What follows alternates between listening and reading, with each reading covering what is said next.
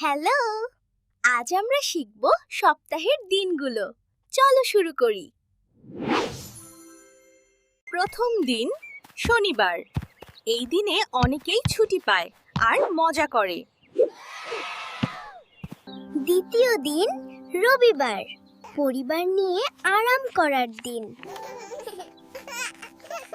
তৃতীয় দিন সোমবার। নতুন সপ্তাহ, নতুন শুরু। চতুর্থ দিন মঙ্গলবার। মন দিয়ে পড়াশোনার সময়। পঞ্চম দিন বুধবার। মাঝের দিন, মজা আর শেখা দুটোই। ষষ্ঠ দিন বৃহস্পতিবার। বাড়ির কাজগুলো করে ফেলি। সপ্তম দিন শুক্রবার।